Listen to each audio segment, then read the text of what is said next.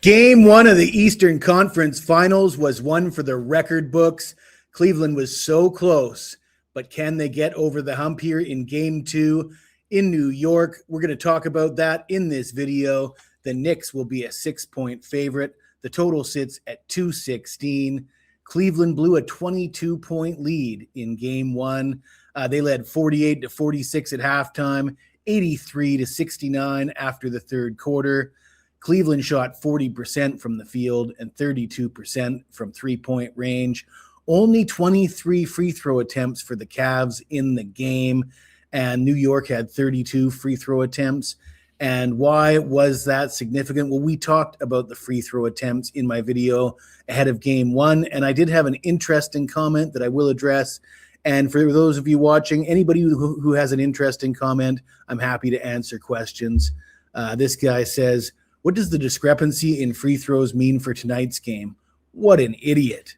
Okay, well, let me offer an explanation. The discrepancy in free throws was significant because Cleveland had won 4 of 5 games after trailing 2-0 in the series versus the Pistons, and they had a discrepancy, an advantage. They were averaging 36.5 free throw attempts per game in the final 4 games of that series, and that was how they needed those free throw attempts to win that series. And if you expect regression to the mean, a team that averages about 24 free throw attempts per game, and they were getting 36.5 free throw attempts, regression to the mean would tell you that number is going to go down. They're no longer going to have that advantage. They won't be able to maintain that, and they won't be able to maintain their success that comes with that. So that's why I brought up the free throw attempts heading into game one.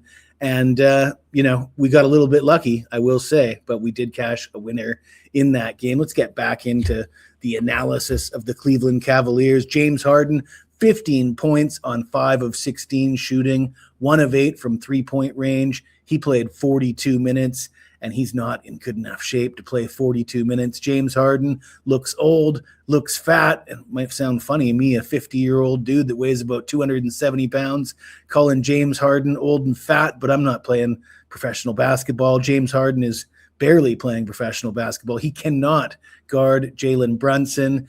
He can't play defense, and his one skill is foul baiting, and that hasn't worked out for him either in this series. Donovan Mitchell had 29 points, 12 of 23 from the field, 4 of 11 from three-point range in 41 minutes.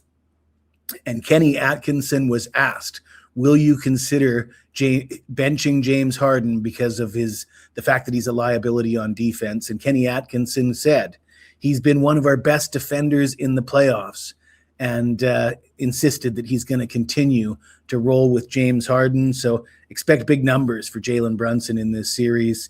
The Cavs are 2-7 against the spread in their last 9 road games. The under is 8-3 in the Cavs' last 11 at New York. Hey, game one went to overtime. Did the Cavs prove that they have what it takes to hang with the Knicks in game one? We're going to talk about it. Before we do, let me tell you about a few promotions we have available at Wager Talk for this summer. And we're back to the big one. $999 gets you every pick in every sport for 365 days. That works out to less than $1 a pick. And when you compare that to buying picks for $35, $25 each, how quickly that adds up. This is the only way to purchase my picks. This puts you in the best position to succeed. I've done wonders over the last 365 days, hitting 72% with NBA sides. Number 1 at the site with MLB player props. NHL, we're 17-7. That's over 70% with our NHL picks over the last 30 days. We're getting it done across the board. How about the World Cup? I was looking at the World Cup last night. It starts in just a couple of weeks, and I hit 71% in the last World Cup. I'm cooking up a 5% play for one of the opening matches. You'll see that on my page maybe overnight tonight. If you're not following me on Twitter, you should be, at Jesse Schule. Check out the pinned tweet, a detailed history of success in the NBA Finals and in the NBA playoffs. And in this article, we talk a little bit about the 2018 NBA Finals, and I'm going to talk about that coming up right now. Let's talk about the New York Knicks. So the Knicks outscored Cleveland 69-56 after halftime. They outscored Cleveland 46-21 in the third quarter and overtime. And will that momentum carry over into this game? And I say yes. And one of the reasons I say yes is because this reminds me very much of the Cavs with J.R. Smith when he lost track of the score, got a rebound under the bucket. He was right there for a putback for the game-winning bucket. He thought they were leading. He protected the ball and moved away from the bucket, thinking that he was going to seal the victory. LeBron James threw his hands up in the air. You guys all remember that, don't you? 2018.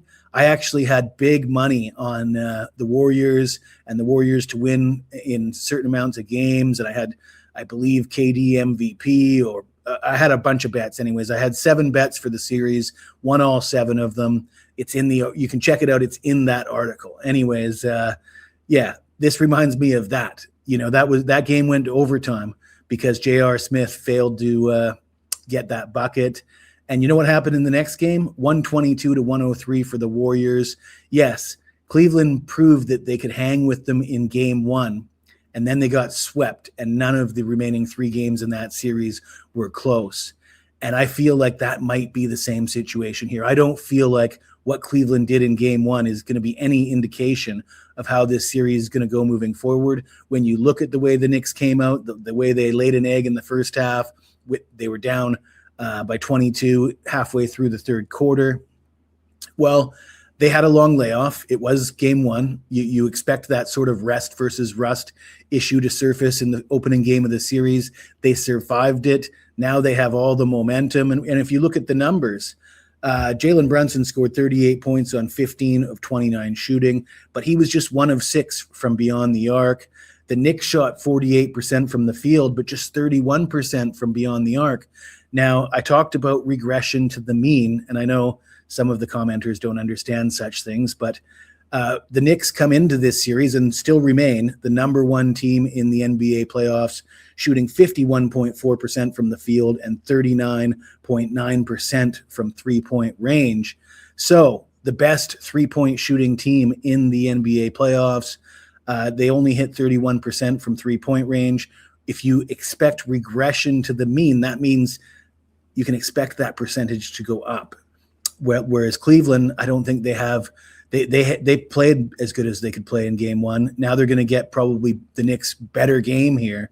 And along that theme, Josh Hart, Jalen Brunson, OG Anunoby, great three-point shooters for the Knicks. They were a combined 3 of 17 from beyond the arc in game 1. So regression from the mean, they should bump that number up to about 6 to 8. And that'll make a big difference for the Knicks.